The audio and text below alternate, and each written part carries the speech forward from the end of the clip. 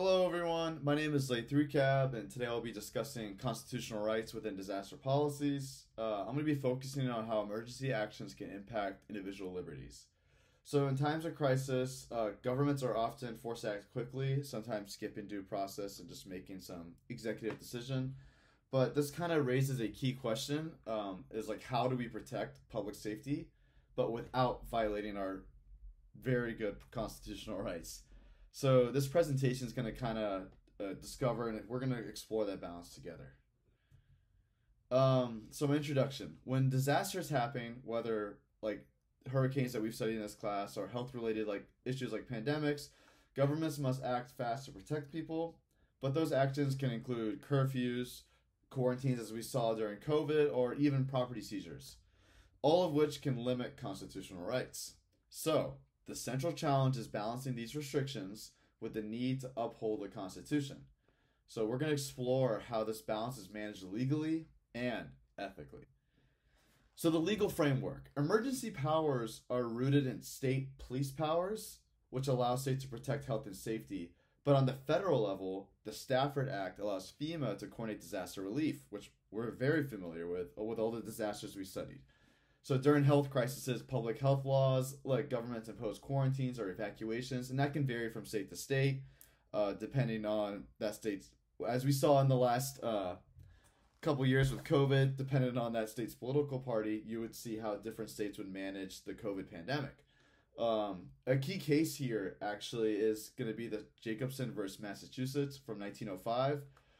In this case, the Supreme Court upheld mandatory smallpox vaccination in 1905. In this case, set a precedent for limiting individual rights if it serves a legitimate public health goal. That's going to benefit everybody and it's going to affect everybody. So not a lot of people like that, but it was for the greater good.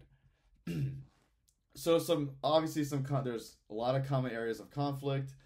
Civil rights can be impacted. So the freedom of movement is limited by curfews or evacuation orders. Property rights may be affected if the government uses private property under emergency orders. And then, obviously, like I mentioned in the introduction, due process can come into question if someone is detained or quarantined without a hearing. And then, finally, a big one is a freedom of assembly and speech may be restricted, like during protests or large gatherings, which we've come to see a lot of this in the last 5 years. So we're very fortunate to kind of see how we got to see it firsthand. But these conflicts, they show how quickly emergency actions can clash with civil liberties. So case study that we've obviously looked at in this class is Hurricane Katrina in 2005. So New Orleans faced mandatory evacuations, but some residents refused to leave, citing personal choice. Police then confiscated firearms, saying it was necessary for public safety. This action sparked a national debate over Second Amendment rights. So in response, Congress passed the Disaster Recovery Personal Protection Act. It's a mouthful right there. Which now prohibits firearm confiscation during federal disasters. So that case kind of showed how like emergency decisions can lead to lasting legal changes. So scholarly perspectives on rights during disasters. So in the book that I read, Lowry and his colleagues point out that constitutional rights are most vulnerable when governments expand executive powers during emergencies. If any of you guys are Star Wars fans, you know all about this in Attack of the Clones. They warn of what's called crisis exceptionalism, a situation where actions taken during a disaster would never be accepted under normal circumstances. And Krug and Tudor further highlight these disaster laws often because they think they leave too much unchecked power in the hands of local authorities. And they argue that this broad discretion can lead to decisions that will infringe on our civil liberties without proper accountability. Another thing, these findings also have recommendations for emergency management policy. This book does a great job of describing that, kind of like describing the like pre-disaster legal frameworks. They kind of outline how and when rights can be limited. So they propose that agencies conduct rights impact assessments, similar to environmental reviews. So this is kind of like whenever disaster policies are drafted, those rights impact assessments will be put into place. Um, they also caution against the danger of normalizing emergency powers long after the disaster ends. So this is a key concern for maintaining a healthy democracy and a trusting democracy with everybody.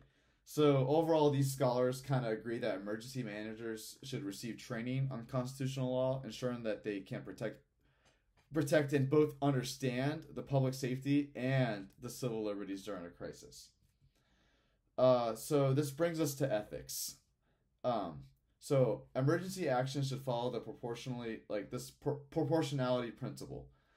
So that means it measures what must be proportional to the threat. So, and then also transparency is vital, which we don't see a lot today with our government, but we're trying to be better about that. People need to know why certain actions are being taken, and not just these actions just being done.